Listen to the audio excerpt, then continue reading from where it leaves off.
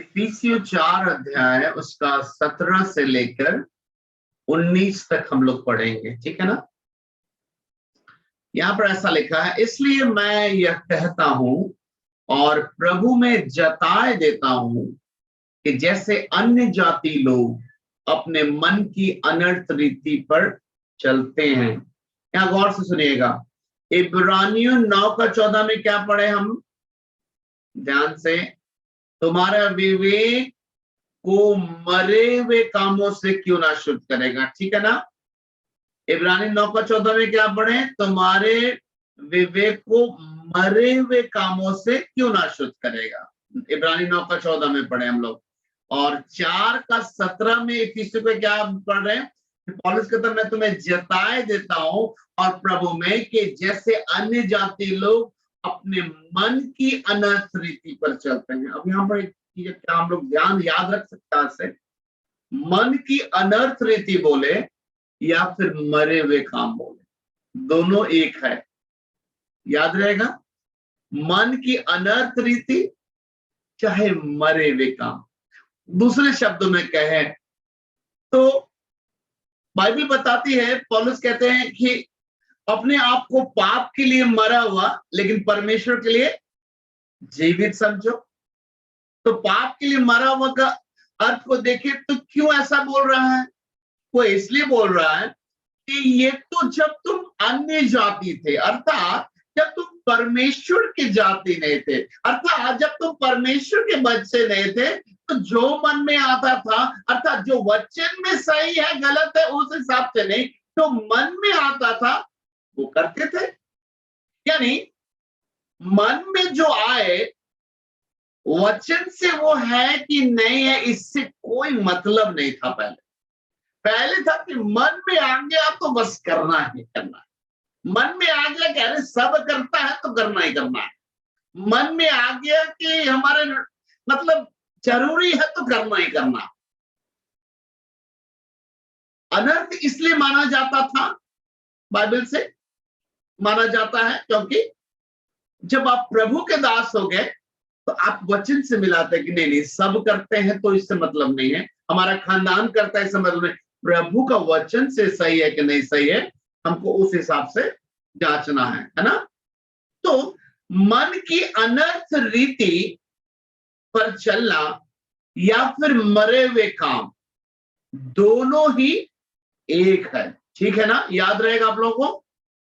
तो यहां पर हम देखते हैं कि प्रभु में जताए देता हूं कि जैसे अन्य जाति लोग अपने मन की अनर्थ रीति पर चलते हैं, तुम अब से फिर ऐसे ना चलो, ऐसे फिर से नहीं चलना। आगे लिखा है, क्योंकि उनकी बुद्धि अंधेरी हो गई है। अब मैं आपसे पूछता हूं, इधर देखिए, इधर बुद्धि अंधेरी कैसे होती है, मरे हुए काम या फिर मन की अनर्थ रीति से चलने से बुद्धि क्या हो जाती है, अंधेरी। बुद्धि अंधेरी का मतलब क्या होता है, विवेक अशुद्ध हो गया, ये तो लिखा है। तुम्हारे विवेकों को मरे हुए कामों से शुद्ध प्रभु यीशु मसीह का लहू क्यों ना करेगा, ऐसे लिखा ना। तो विवेक मरे हुए कामों के कारण कहें या मन की अनर्थ रीति के कारण विवेक क्या होता है, अशुद्ध हो जाता है। और जब विवेक अशुद्ध हो जाता है तब हम ना तो जीते परमेश्वर के सेवा कर सकते हैं और ना ही अपने जिंदगी में कभी जान पाएंगे सही क्या है गलत क्या है। साथ ही साथ बाइबल पढ़ेंगे तो कहेंगे कि समझ में नहीं आता, बाइबल पढ़ेंगे तो कहेंगे नींद आता है, बाइबल के प्रति भूख और प्यास नहीं है। इसके लिए क्या कर रहे हैं, इसके लिए प्रार्थना कर रहे हैं भैया। अच्छा एक बात बताइए, विवेक अशुद्ध अगर हो गया है तो परमेश्वर के वचन से आज क्या सीखे, विवेक जब अशुद्ध हो गया तो क्या सिर्फ प्रार्थना करने से विवेक शुद्ध हो जाएगा, या फिर यीशु मसीह का लहू चाहिए जो हमारे मरे हुए कामों की वजह से या मन की अनर्थ रीति चलने की वजह से विवेक मेरा अशुद्ध हो गया? विवेक को शुद्ध करने के लिए लहू की आवश्यकता है। किसकी आवश्यकता है? लहू की आवश्यकता है। और परमेश्वर का वचन बताता है, अगर आप मेरे साथ एक और वचन निकाले, हम लोग जल्दी से निकालेंगे एक और वचन, पहला यूहन्ना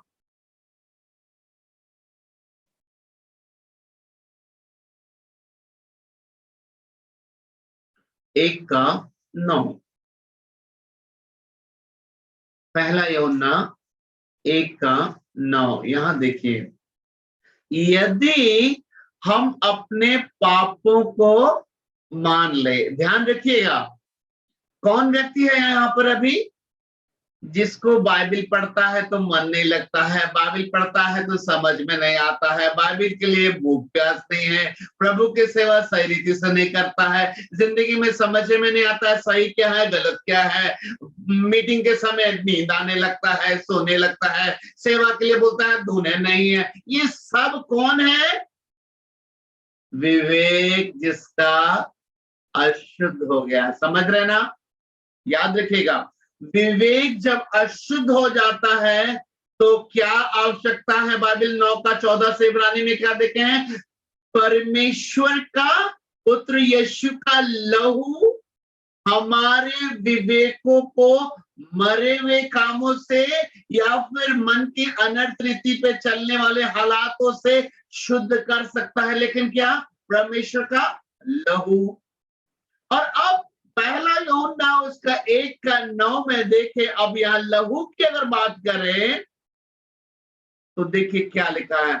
यदि, आप एक बात बताइए, यदि क्यों लिख दिया? आप शुरू में यदि क्यों? यदि क्यों लिखा है? क्या सचमुच यहां पर यदि शब्द का जरूरत है क्या? गौर से सुनिए, ये बहुत बड़ा यदि है। अक्सर मैं अपने जीवन को देखता हूं, तो हो सकता आपके जीवन में भी ऐसा ही हुआ होगा। मैंने अपने जीवन में जो आरंभिक दिनों में यीशु मसीह के लहू से पाप क्षमा लेना मुझे अच्छा लगता था और प्रार्थना भी करता था, लेकिन अपने पापों को इस प्रकार से मान लेना कि आज के बाद I am not going to repeat, आज के बाद मैं दोबारा नहीं करूंगा। पापों को मान लेने का अर्थ यहाँ पर ये नहीं है कि जस्ट एक्सेप्ट कर लो और फिर करते रहो, ये नहीं है। यहाँ पर यदि का मतलब है कि यदि हम अपने पापों को मान लें और छोड़ दें, वचन लिखा है, तो हम पर दया की जाएगी। वो दया कैसे होगी? वो ऐसे होगी कि लिखा, यदि हम अपने पापों को मान लें तो वह हमारे पापों को क्षमा करने और हमें सब अधर्म से शुद्ध करने में विश्वास योग्य और धर्मी है। हालेलुया। तो सारे पापों से क्षमा करने में और सारे अधर्म से शुद्ध करने में क्या है? परमेश्वर धर्मी है। यानी आप विश्वास कर सकते हैं, अगर आप सचमुच आज आपको लगता है आपको बाइबल पढ़ने में इंटरेस्ट नहीं है, अगर आपको लगता है बाइबल पढ़ते हैं लेकिन समझ में नहीं आता है, अगर आपको लगता है प्रभु की सेवा तो करना चाहते हैं लेकिन धुन नहीं है, अगर आपको लगता है आप चलना तो जाते हैं लेकिन ऐसा समझ में नहीं आ रहा पवित्र आत्मा है कि नहीं है हमारे जीवन में, समझ में नहीं आता, जो करते हैं गलत कर देते हैं, उसके बाद पता चलता है कि हमने गलत कर दिया। ये सारी चीजें इसलिए हैं क्योंकि मरे हुए कामों को लगातार करते करते विवेक अशुद्ध हो गया है। लेकिन लिखा है यदि हम अपने पापों को मान ले तो परमेश्वर अपने लहू से हमारे सारे पापों को और सारे अधर्म को, यानी मन की अनर्थ रीति पर चलना, या फिर मरे हुए काम, और या फिर कहे अधर्म से शुद्ध होना। सब एक चीज नहीं हुआ। बोलिए ना, सब तो एक ही चीज हुआ ना। मरे हुए काम हो, चाहे मन की अनर्थ रीति हो, चाहे अधर्म। अरे मरे हुए काम कोई धर्म कहलाता है क्या? कभी मरा हुआ काम धर्म नहीं कहलाएगा, मन की अनर्थ रीति धर्म नहीं कहलाएगी। तो वही तो यहां पर भी लिखा है, यदि हम अपने पापों को मान ले, तो या तो साफ लिखा, यदि हम अपने पापों को मान ले तो वह हमारे पापों को क्षमा करेगा और हमें सब अधर्म से शुद्ध करने में विश्वास योग्य और धर्मी है। हालेलुया। यानी जो हमारा विवेक जो काम करना बंद कर दिया था, यदि ईमानदारी से हम अपने पापों को मान लें, यानी मानने का मतलब छोड़ दें, तो हमारा विवेक फिर से ब्रांड न्यू हो सकता है। और विवेक जब आपका न्यू हो जाएगा तो उसका फायदा मालूम क्या है? बाइबल पढ़ेंगे ना, आपको लगेगा अरे वाह, कोई नहीं है दाएं बाएं, लेकिन लग रहा प्रभु समझा रहा हो। वो आज एक चैप्टर में आज 10 चैप्टर पढ़ेगा, अरे बहुत अच्छा लग रहा है। और पढ़ेंगे हम। आज तो सचमुच लग रहा है जैसे दाऊद पता नहीं कहता था लेकिन समझ में नहीं आता था, आज समझ में आ रहा कि जैसे हिरनी जल के लिए हाँफती है, आज मुझे भी लगा ओ और चाहिए और। क्यों? क्योंकि विवेक अधर्म से, मन की अनर्थ रीति से और मरे हुए कामों से जो अशुद्ध हो गया था, आज यीशु के लहू से अपने पापों को मान लेने की वजह से और छोड़ने का सही ईमानदार निर्णय करने की वजह से हमारे सारे पापों को परमेश्वर ने क्षमा कर दिया है, और सारे अधर्म को जो मेरे विवेक के अंदर में गंदगी फैलाया था पूरा साफ कर दिया है, क्लीन। अभी सब कुछ क्लियर समझ में आने लगेगा। मेरे प्यारे भाई बहन, अब पवित्र आत्मा को बिल्कुल भी दिक्कत नहीं होगा, धीरे से भी कहेगा ना, आपको सुनाई देगा। आपको जैसे बोलेगा प्यार से, आपको एक एक आवाज सुनाई देगा। मेरे प्यारे भाई बहन, हम लोग एक आराधना था, धीमी धीमी एक आवाज आ रही है सूली से।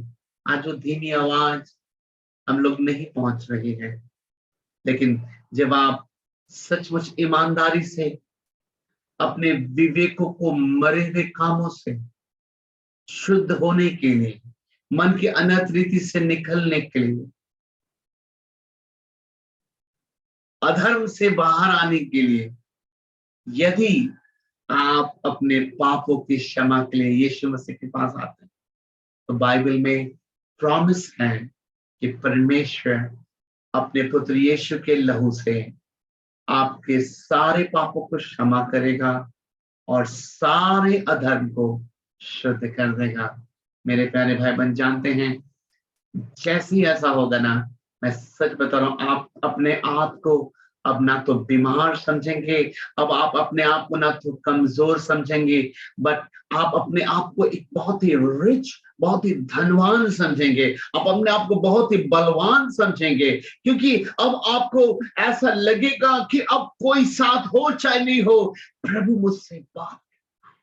पवित्र शास्त्र बाइबल में यूसुफ के बारे में लिखा है, उसके भाइयों ने उसको फंसाकर जेल भिजवा दिया, और बाइबल बताती है कि जेल में भी परमेश्वर उसके साथ रहता था। हालेलुया, परमेश्वर की स्तुति हो, क्योंकि जेल में तो वैसे तो कैदी लोग होते हैं, जेल में तो वैसे तो क्रिमिनल लोग होते हैं, लेकिन यहाँ तो दूसरा ही है। यहाँ तो एक ऐसा परमेश्वर का दास है, उसने सारा दुख उठाया, सारी निंदा सहा, लेकिन अपने विवेक को अशुद्ध होने से बचाया, जिसका फायदा क्या हुआ? जेल में भी परमेश्वर उसके साथ साथ था, और एक दिन ऐसा हुआ, ऐसी गवाही बनी कि वही यूसुफ को वहां का राजा, वहां का पूरे देश का महामंत्री बना दिया। हालेलुया। जब हमारा विवेक सही रहता है, चाहे आप अच्छी स्थिति में हो, चाहे दुनिया की खराब से खराब स्थिति में हो, आपको यहाँ तक जेल की कोठरी में डाल दिया जाए, आप मरे हुए काम मत कीजिए, अर्थात किसी के लिए मुंह से अशुद्ध बोलना मत बंद कर दीजिए, किसी की बुराई करना बंद कीजिए। ये सब मरे हुए काम हम लोग जानते हैं ना, ये मरे हुए काम के लिए अलग से लिस्ट निकालने का जरूरी नहीं है। आप खुद से सोचिए कि एक संसारिक आदमी को देख लीजिए, आपको मरे हुए काम पता चल जाएगा क्या, वो बहुत ईजी है। और उसके बाद मिलाइए उसमें से कौन कौन काम आप अभी भी कर रहे हैं, आपको बहुत सारा चीज मिल भी जाएगा। तो उसी को छोड़ देना। कैसे छोड़ना है? प्रभु के पास आना, प्रभु आज मुझे पता चल गया क्या कारण है, मैं हर बार वचन सुनती हूँ, हर बार मैं वचन सुनता हूँ, लेकिन मुझे अभी भी नींद आ रहा है। हर बार मैं वचन सुनती हूँ, लेकिन मैं अपनी बीमारी से आजाद क्यों नहीं हो पा रहा हूँ। हर बार मैं वचन सुनता हूँ, लेकिन सेवा के लिए कदम क्यों नहीं बढ़ पा रहा है। हर बार मैं वचन सुनती हूँ, हर बार मैं समझती हूँ, लेकिन मैं निर्णय लेने के बाद आगे क्यों नहीं बढ़ पा रहा, क्योंकि विवेक काम नहीं कर रहा है। जब तक परमेश्वर का दास प्रचार करता है तब तक तो तुझे समझ में आता है, उसके बाद अपना अलार्म सिस्टम नहीं है। ये तो परमेश्वर का दास आवाज दे रहा है, इसलिए सुनाई देते समय तक तो समझ में आता है। ये तो वैसा ही है जैसे मान लिए आपको 10 किलोमीटर के रास्ता तय करनी है, कोई इंसान 1 किलोमीटर के लिए टॉर्च दिखा दे, बाकी बोले अब नहीं दिखा सकते, बाकी 9 किलोमीटर तुम खुद समझो, तो भाई उसके बाद तो आप तो धक्का खाएंगे ना, क्योंकि आपका जंगल 10 किलोमीटर का था, 1 किलोमीटर का कोई टॉर्च दिखा दिया, आपको पूरा 10 किलोमीटर का जंगल वाला रास्ता है, आपको तो पूरा 10 किलोमीटर के लिए चाहिए था ना टॉर्च, वहां तक ना रोशनी चाहिए थी। तो यहाँ पर जूम मीटिंग में अभी 1 घंटा के लिए तो हम आपको टॉर्च दिखा देते, आपको भी साफ साफ दिखने लगता, आपको लगता हाँ ये गलत है ये सही है, नहीं आपसे नहीं दिखना। अब उसके बाद जैसे ही जूम मीटिंग ऑफ हुआ, टॉर्च ऑफ, और अगर विवेक मरा हुआ है तो आप भी लौट जाते हैं जंगल की ओर, धक्का खाते हैं, टकराते हैं पेड़ पौधों से, बिच्छू काटता है, कांटा करता है, और अगली जूम मीटिंग तक आत्मा लहूलुहान हो गया है।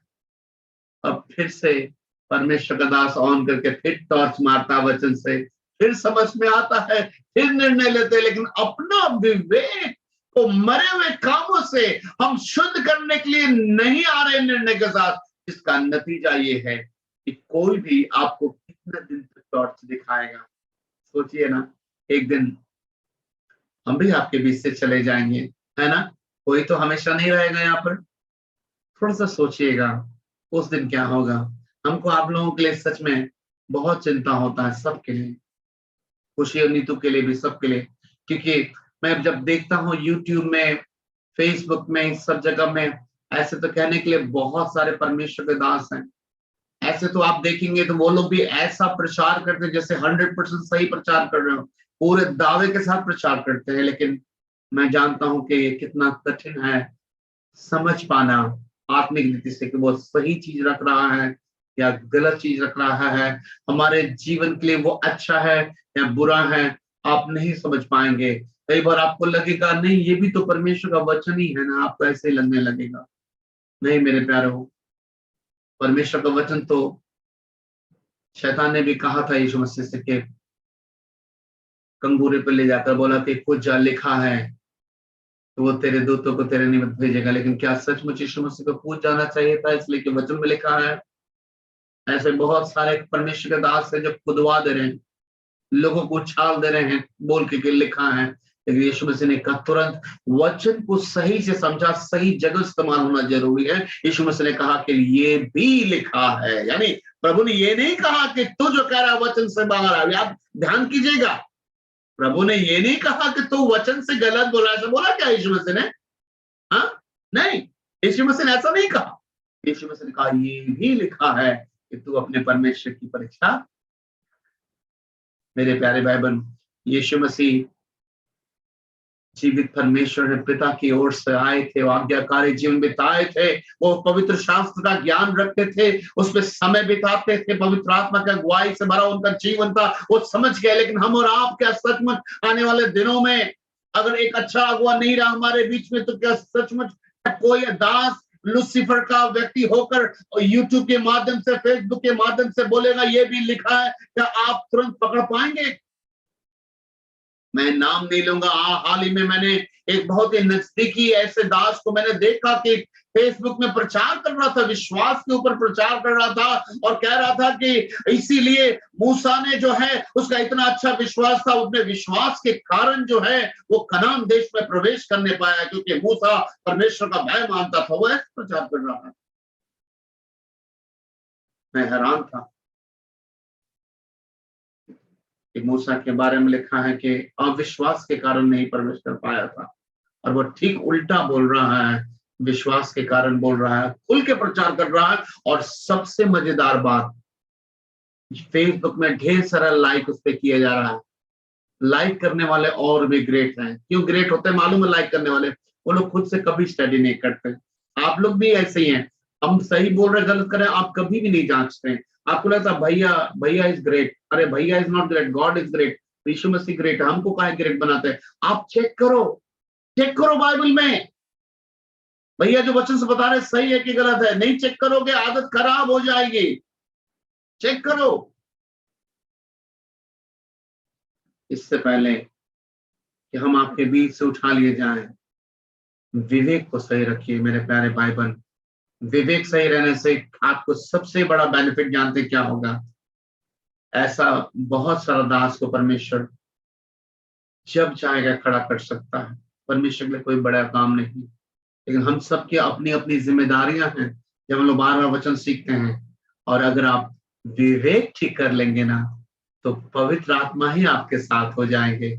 और जब पवित्र आत्मा आपके साथ होगा तो कोई परमेश्वर का दास आपको समझे ना समझे, कोई परमेश्वर का दास आपको समझाए ना समझाए, पवित्र आत्मा हम और आपको चलाने वाला होगा। और जब पवित्र आत्मा हमको चलाएगा, मेरे प्यारे भाई बहन, निश्चय जानिए, चाहे आंधी आए जिंदगी में, चाहे तूफान आए, आपको कोई रोक नहीं पाएगा परमेश्वर के राज्य में आगे बढ़ने से। आपको कोई नहीं रोक सकता है आपको स्वर्ग राज्य के लिए तैयारी होने में। आपको कोई पवित्र बनने से रोक नहीं पाएगा मेरे प्यारे भाई बहन। आप सचमुच अपने हृदय में एक ही बात को कहने पाएंगे। आपके चारों ओर परिस्थितियां विरोध में होंगे, आपको लोग दुख दे रहे होंगे, आपके चारों ओर लोग परेशान कर रहे होंगे, और उसमें से एक धीमी आवाज एक बार शैतान की आएगी कि अब तुझसे नहीं होगा, अब तू नहीं चल पाएगी, अब तू नहीं चल पाएगा।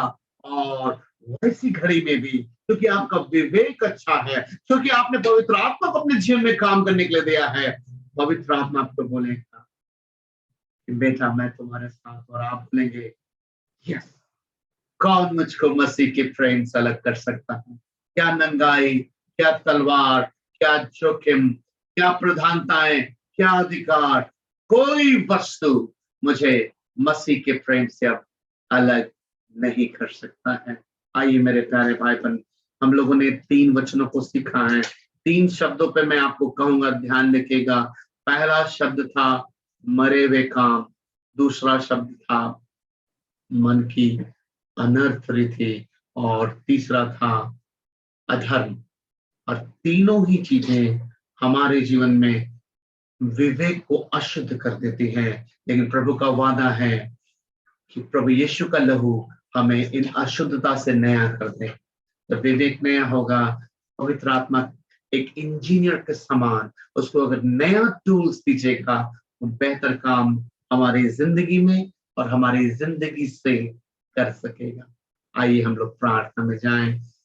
यदि हम अपने पापों को मान ले, लिखा ना कि यदि का मतलब ऐसे मत आइए, ओके आज के लिए मान लेते, ऐसे नहीं। अगर आपको लगता है कि यीशु मसीह सच्चा प्रभु है, आपको लगता है कि ये संसार और संसार की अभिलाषा खत्म हो जाएगी, अगर लगता है कि जो यीशु मसीह पे चलता है जैसा लिखा है सर्वदा बना रहेगा, यदि आप विश्वास करते हैं रैप्चर में यीशु मसीह ही आ रहा है लेने के लिए और यीशु मसीह के साथ हम अनंत काल का जीवन बिताएंगे, तो आज के लिए नहीं, हमेशा के लिए बोल दी, प्रभु आज मैं अपने सारे पापों को आपके चरणों में लेकर आती हूँ। आज मैं अपने सारे पापों को आपके चरणों में लेकर आता हूँ। मुझे अच्छा विवेक चाहिए आज से, अच्छा विश्वास, अच्छा विवेक चाहिए। आइए हम लोग प्रार्थना